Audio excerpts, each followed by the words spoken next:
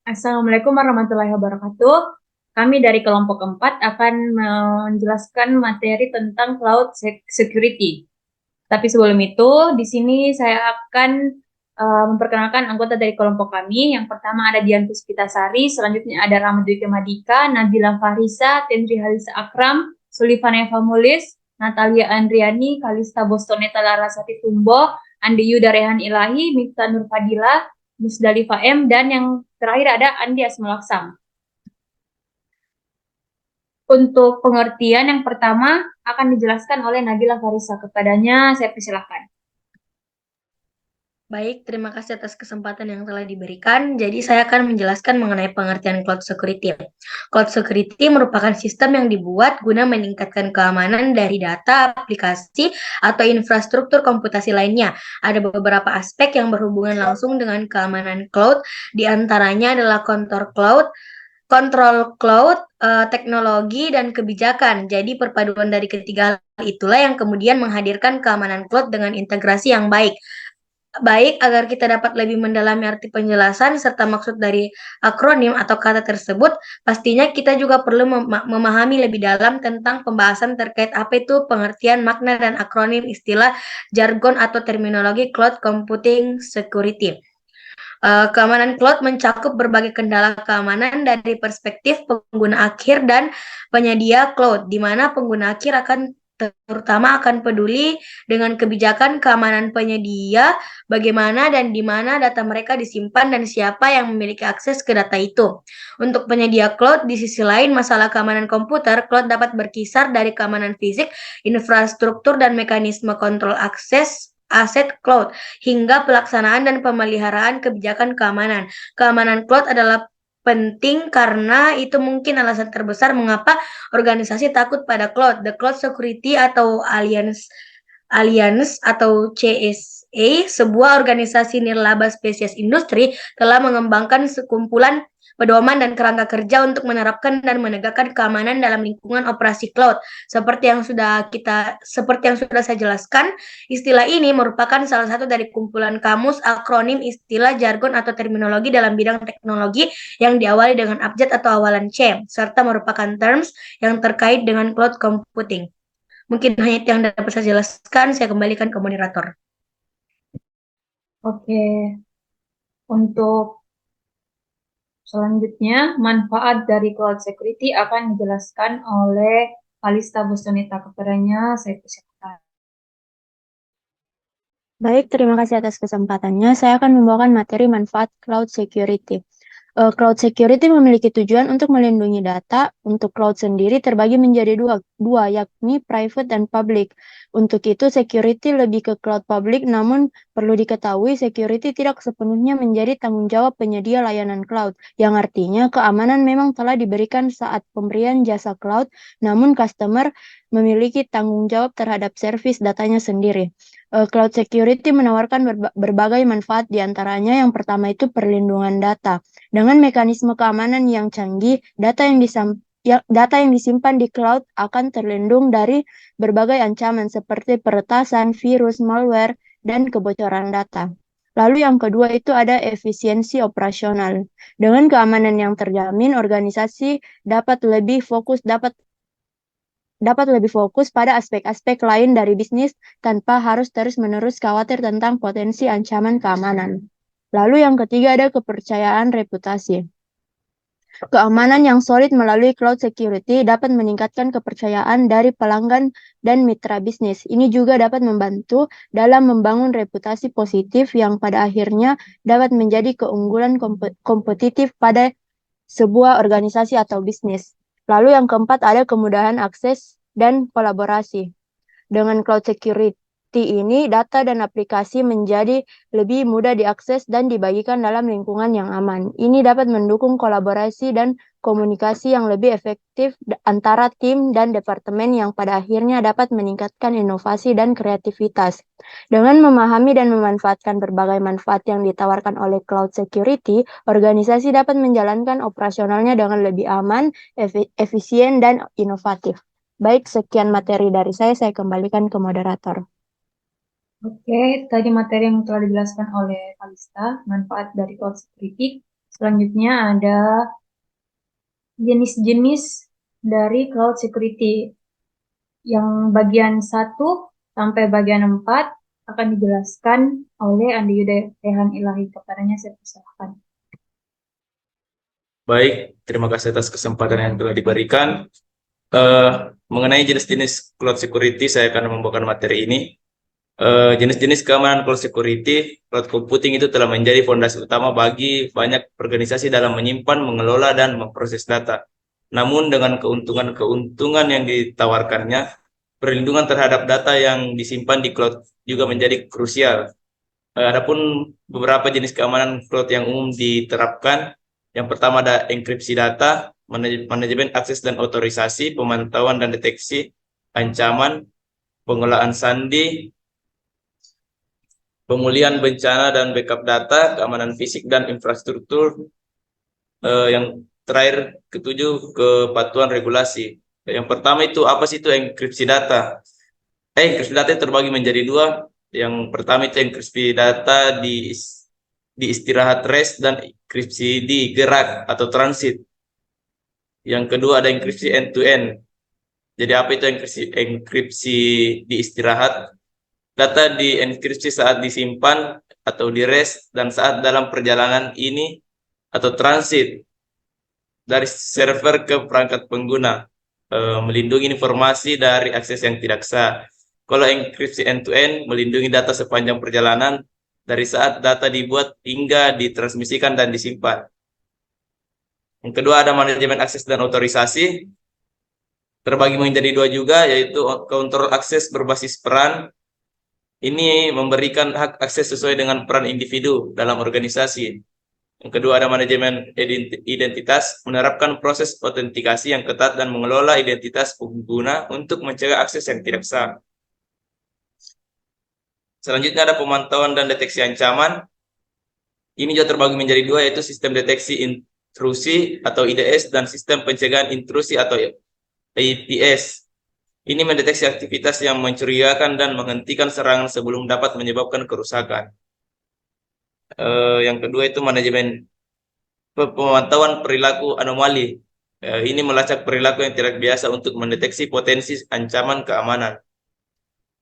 Yang keempat, pengolahan sandi dan kebijakan keamanan. Ini juga terbagi menjadi dua, yaitu pertama, kebijakan sandi yang kuat. Ini memastikan pengguna menggunakan sandi yang kuat dan memperbarui secara teratur. Kedua itu pemantauan perilaku anomali. Ini melacak perilaku yang tidak biasa untuk mendeteksi potensi dan ancaman keamanan. Maaf, sorry. Yang terbagi menjadi dua ini, yang pengolahan sandi dan kebijakan keamanan. Pertama, pengolahan sandi yang kuat memastikan pengguna menggunakan sandi yang kuat dan memperbarui secara teratur. Dan yang keduanya itu pengelolaan kebijakan keamanan. Perangkat lunak diatur sesuai dengan standar keamanan yang ditetapkan. Ya, itu saja dari saya. Mohon maaf kalau ada kesalahan. Terima kasih. Oke, itu tadi penjelasan dari Andi Yuda Rehan Ilahi. Selanjutnya masih pada jenis-jenis cloud security, bagian kelima dan ketujuh yang akan dijelaskan oleh Miftah Nurfadilah. Kepadanya saya persilahkan. Baik, terima kasih atas kesempatannya. Di sini saya akan melanjutkan materi jenis-jenis cloud security yang sudah dijelaskan tadi dari Saudara Yuda. Yang kelima itu pemulihan bencana dan backup data. Terbagi menjadi dua, yaitu rencana pemulihan bencana atau disaster recover, mempersiapkan strategi untuk mengembalikan operasional setelah terjadi bencana atau kejadian mengganggu. Yang kedua itu backup data teratur, menyimpan salinan data secara teratur untuk mengurangi kerugian jika terjadi kehilangan data. Yang keenam itu keamanan fisik dan infrastruktur.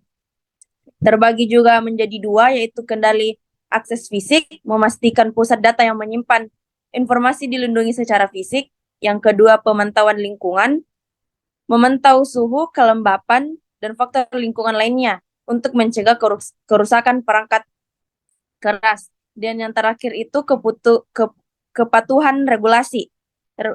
Di sini ada kepatuhan hukum dan regulasi, memastikan bahwa penyimpanan dan pengolahan data sesuai dengan peraturan yang berlaku. Sekian materi dari saya kembalikan ke moderator. Itu tadi penjelasan dari Yuda dan Miftah Nur Fadilah dari jenis-jenis cloud security. Untuk selanjutnya ada tantangan dari cloud security yang akan dijelaskan oleh Andes Melaksana. Kepadanya saya persilakan. Baik, terima kasih moderator atas waktunya. Di sini saya akan menjelaskan apa saja tantangan-tantangan yang terdapat pada cloud security. Yang pertama yaitu keamanan data dan privasi. Keamanan data merupakan salah satu kekhawatiran utama dalam beralih ke cloud computing, di mana data pengguna dan organisasi yang disimpan di cloud bersifat kritis dan privat. Walaupun penyedia layanan cloud menjamin integritas data, kita harus tetap bertanggung jawab untuk melakukan autentikasi pengguna, manajemen identitas, enkripsi data, serta pengendalian akses. Yang kedua yaitu performa yang kurang memuaskan. Performa adalah faktor penting dalam mempertimbangkan solusi berbasis cloud. Jika performa cloud tidak memuaskan, hal ini dapat mengurangi keuntungan dari pengguna cloud computing, bahkan sedikit keterlambatan saat memuat aplikasi atau halaman web yang dapat menyebabkan penurunan besar dalam minat sebuah pengguna. Yang ketiga yaitu membutuhkan jaringan yang kuat. Cloud computing berurusan dengan penyediaan sumber daya dengan secara real time sehingga melibatkan transfer data yang besar dari server. Hal ini bisa terjadi apabila ketersediaan jaringan dengan berkecepatan tinggi. Walaupun data dan sumber daya bisa ditukar melalui jaringan, prosesnya bisa rentan terhadap terhadap gangguan jika bandwidth terbatas atau terjadi pemadaman jaringan secara mendadak. Yang keempat yaitu lingkungan multi cloud. Karena ada peningkatan dari opsi yang tersedia bagi sebuah perusahaan, banyak dari mereka tidak hanya menggunakan satu cloud, tetapi bergantung pada beberapa penyedia layanan cloud. Banyak perusahaan juga menggunakan taktik cloud hybrid dan hampir 84% bergantung pada lebih dari satu cloud. Hal ini seringkali menjadi hambatan yang sulit untuk dikelola oleh tim. Proses ini sering menjadi kompleks bagi tim TI karena perbedaan antara penyedia layanan cloud. Yang kelima yaitu manajemen biaya. Meskipun hampir semua penyedia layanan cloud memiliki model pay per use yang mengurangi biaya total sumber daya yang akan digunakan. Terkadang ada biaya besar yang ditanggung oleh perusahaan yang menggunakan cloud computing. Ketika daya tidak dioptimalkan dengan baik, seperti server yang tidak digunakan secara maksimal, hal ini dapat menambah biaya yang diperlukan. Yang keenam yaitu kurangnya fleksibilitas. Ketika sebuah organisasi menggunakan penyedia layanan cloud tertentu dan ingin beralih ke solusi berbasis cloud lainnya, hal ini sering menjadi prosedur yang rumit karena aplikasi yang ditulis untuk satu cloud dengan tumpukan aplikasi harus ditulis ulang untuk cloud yang lainnya. Yang ketujuh atau yang terakhir yaitu kurangnya pengetahuan dalam penggunaannya. Karena sifat yang kompleks dan permintaan penelitian yang tinggi, bekerja dengan cloud sering menjadi tugas yang sangat melelahkan. Hal ini memerlukan pengetahuan yang luas dan keahlian yang mendalam tentang cloud computing. Meskipun ada banyak profesional di bidang ini, mereka perlu terus memperbarui pengetahuan mereka. Oleh karena itu, diperlukan peningkatan keterampilan sehingga karyawan kita bisa dengan aktif memahami, mengelola, dan mengembangkan aplikasi berbasis cloud dengan masalah minimum dan keandalan maksimum. Baik, hanya itu saja yang dapat saya sampaikan. Saya kembalikan kepada moderator. Oke, itu tadi penjelasan dari tantangan cloud security. Selanjutnya, setelah tantangan, kita akan menjelaskan tentang solusi dari tantangan cloud security yang akan dijelaskan oleh bagian 1 sampai 5 yang akan dijelaskan oleh Dian Puspitasari. Kepadanya saya persilahkan. Terima kasih atas kesempatan yang diberikan. Jadi materi di sini saya akan membawakan solusi dari tantangan cloud security. Jadi yang pertama adalah pemahaman yang mendalam. Penting untuk memahami risiko dan ancaman keamanan yang terkait dengan penyimpanan dan pengelolaan data di cloud. Para profesional AI harus memiliki pemahaman yang mendalam tentang teknologi cloud yang digunakan dan risiko keamanan yang mungkin terjadi. Yang kedua adalah pengelolaan akses dan izin, yaitu mengelola akses pengguna ke data dan aplikasi secara ketat adalah kunci. Pengguna harus diberikan izin hanya untuk data dan aplikasi yang diperlukan untuk pekerja mereka. Selain itu, penggunaan autentifikasi multifaktor atau MFA dapat menambahkan lapisan keamanan tambahan. Dan yang ketiga adalah enskripsi data. Menginskripsi data saat berada dalam perjalanan, misalnya selama dalam proses pengunggahan atau pengunduhan, dan ketika berada dalam penyimpanan di cloud, dapat mengurangi data dari akses yang tidak sah.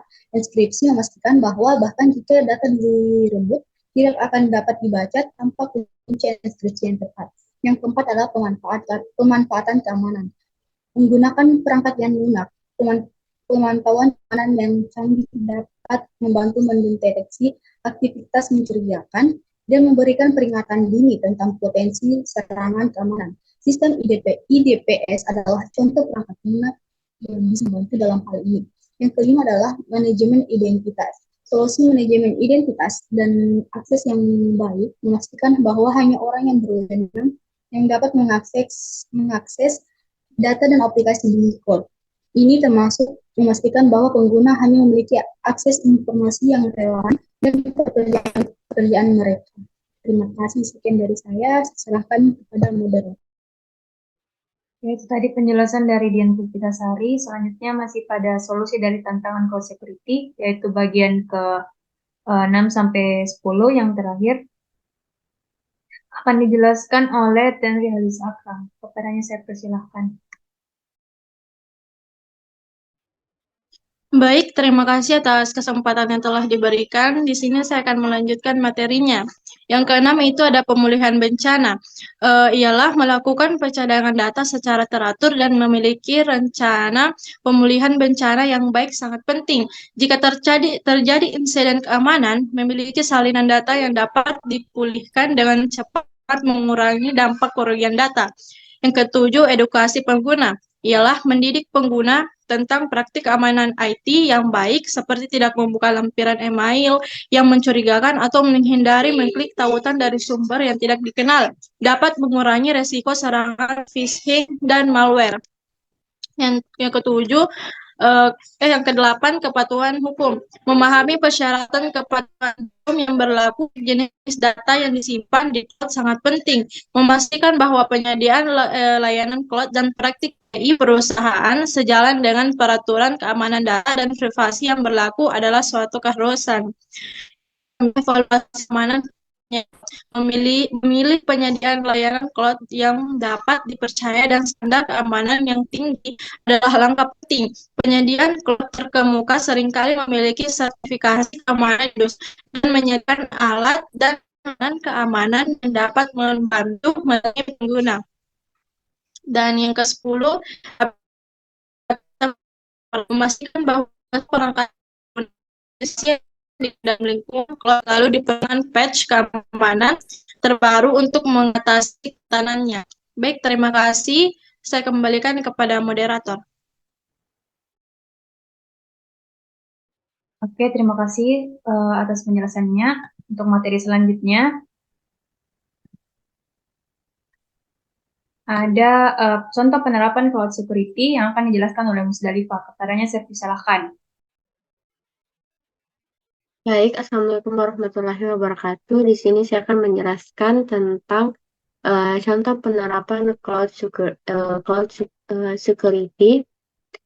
Yang pertama adalah dalam kehidupan sehari-hari, pengguna cloud security terlihat ketika kita menyimpan file sensitif layanan cloud seperti Google Drive atau Dropbox, dan kemudian mengamankan dengan kata sandi serta autentikasi 2 faktor.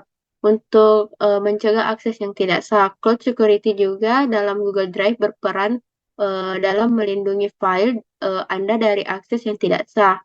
Ini mencakup enskripsi data selama penyimpanan data di transmisi, kontrol akses yang ketat, serta deteksi ancaman untuk menjaga keamanan informasi yang disimpan di cloud. Selain itu, fitur keamanan seperti autentikasi 2 faktor dapat digunakan untuk memperkuat perlindungan akun Anda. Setelah yang kedua adalah perusahaan yang menerapkan keamanan pada skala besar adalah Amazon Web Service. Salah satu contoh perusahaan yang menerapkan keamanan cloud pada skala besar adalah Amazon Web Service atau AWS. AWS menyediakan berbagai layanan keamanan cloud termasuk Amazon Guard Dati untuk mendeteksi ancaman, AWS Key Management Service untuk manajemen kunci enkripsi, dan AWS Identity and Access Management untuk mengelola akses pengguna. Perusahaan besar seperti Netflix dan Airbnb juga menggunakan layanan AWS dengan penerapan keamanan cloud yang ketat untuk melindungi data dan operasional mereka. Yang ketiga adalah perusahaan seperti Tokopedia, sebuah platform e-commerce besar di Indonesia. Di Indonesia terdapat perusahaan seperti Tokopedia sebagai platform e-commerce besar di Indonesia. Diketahui menggunakan Google Cloud Platform untuk mendukung keberlanjutan operasional dan skalabilitas. Penggunaan GCP dapat mencakup juga penyimpanan data, pemrosesan yang efisien, serta layanan keamanan cloud untuk melindungi data pelanggan. Namun, perlu dicatat bahwa informasi ini dapat berubah dan rekomendasi untuk memverifikasi informasi terbaru melalui sumber resmi perusahaan atau penyedia layanan cloud. Baik, cukup sekian penjelasan yang bisa saya bawakan. Oke, itu tadi penjelasan dari Musdalifah. Untuk materi selanjutnya ada peran kesadaran yang akan dijelaskan oleh Natalia Andriani. Kepadanya saya persilahkan.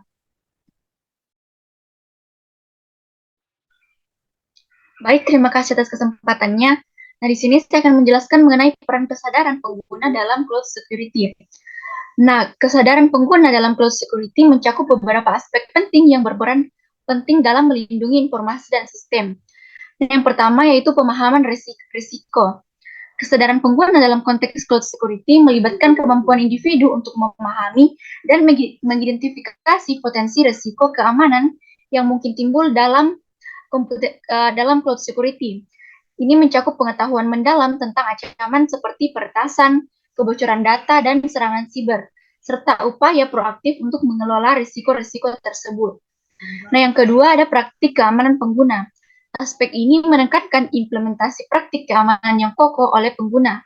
Dalam lingkup ini, pengguna diharapkan menggunakan kata sandi yang kompleks, mengelola hak akses dengan kebijaksanaan, dan secara rutin memonitor aktivitas akun. Praktik ini bukan sekedar langkah-langkah teknis, tetapi juga melibatkan sikap terhadap pemeliharaan keamanan. Kemudian yang ketiga ada pencegahan serangan sosial. Kesadaran pengguna mengenai cloud security memainkan peran penting dalam melawan serangan sosial, khususnya dalam konteks teknik phishing. Ini mencakup pemberian pengetahuan kepada pengguna untuk mengidentifikasi dan menanggapi upaya penipuan dengan bijaksana. Pengguna yang sadar keamanan akan mengevaluasi informasi rahasia atau kredensial dengan mudah. Yang keempat yaitu kepatuhan terhadap kebijakan keamanan. Aspek ini menyoroti pemahaman dan kepatuhan pengguna terhadap kebijakan keamanan yang ditetapkan oleh organisasi. Ini mencakup pemahaman mendalam tentang batasan akses, retensi data, dan prosedur keamanan yang diakui, dengan kepatuhan sebagai dasar untuk memastikan integritas dan keamanan lingkungan cloud. Nah, yang kelima atau yang terakhir yaitu deteksi awal terhadap aktivitas mencurigakan. Kesadaran pengguna membantu dalam mendeteksi secara dini perilaku atau aktivitas yang mencurigakan dalam keamanan awan. Dengan kemampuan ini, pengguna dapat memberikan laporan cepat kepada tim keamanan terkait perilaku yang tidak wajar, memungkinkan respon yang cepat dan efisien terhadap potensi ancaman keamanan. Nah, pentingnya memperkuat kesadaran pengguna tidak hanya sebatas aspek individual, melainkan juga merupakan elemen integral dalam strategi keamanan perusahaan secara holistik. Nah, itu penjelasan saya mengenai peran kesadaran mengenai peran kesadaran pengguna dalam cloud security. Saya kembalikan ke moderator. Oke, tadi penjelasan dari Natali. Untuk materi selanjutnya, ada kelebihan dari cloud security yang akan dijelaskan oleh Rahmat Dwiki Madika. Kepadanya saya persilahkan.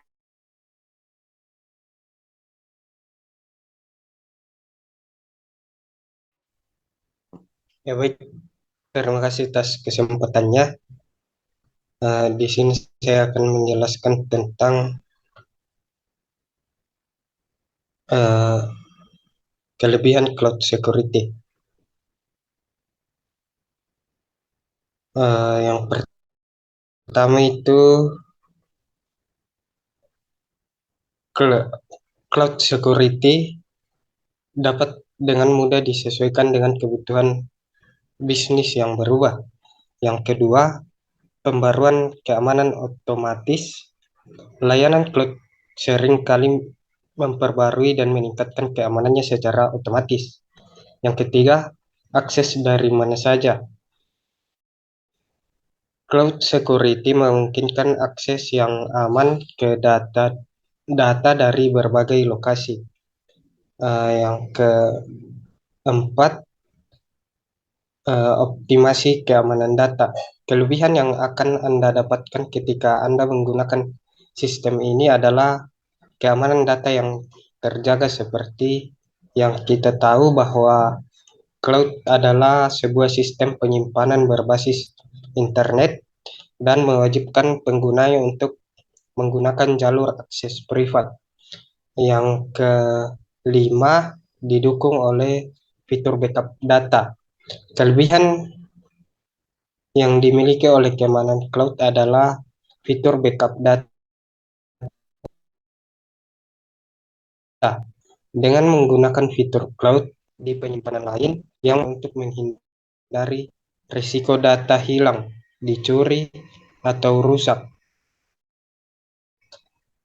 Maka tak heran jika sistem ini sudah banyak digunakan oleh berbagai perusahaan besar. Yang terakhir, bisa disesuaikan dengan jaringan lokal. Kelebihan dari keamanan cloud ini adalah Anda dapat melakukan reset pada koneksi dan juga akses masuk bila mana terjadi perubahan jaringan lokal. Dengan meresetnya secara otomatis, jaringan yang lama akan diblokir oleh sistem. Hal itu akan membuat data Anda tidak bisa diakses lagi melalui jalur tersebut. Sekian materi dari saya kembalikan. Oke, itu tadi penjelasan dari Rahmat Diki Madika. Selanjutnya, materi terakhir, kekurangan dari cloud security akan dijelaskan oleh saya sendiri. Yang pertama, ada ketergantungan pada penyedia layanan. Ketergantungan yang tinggi pada penyedia layanan cloud dapat menyebabkan masalah jika penyedia mengalami gangguan atau kegagalan. Yang kedua, ada ketidakpastian lokasi data. Pengguna mungkin tidak tahu secara pasti di mana data mereka disimpan, yang akan menimbulkan keraguan tentang keamanan dan privasi. Yang ketiga, ada kondisi keamanan multi-tenant. Terdapat risiko keamanan karena beberapa layanan yang berbagi infrastruktur fisik dan virtual. Dan yang terakhir adalah risiko keamanan jaringan. Potensi risiko keamanan jaringan termasuk serangan DDoS dan akses yang tidak sah ke jaringan cloud. Itu tadi penjelasan dari kelompok kami. Kurang dan lebihnya mohon dimaafkan. Assalamualaikum warahmatullahi wabarakatuh. Waalaikumsalam.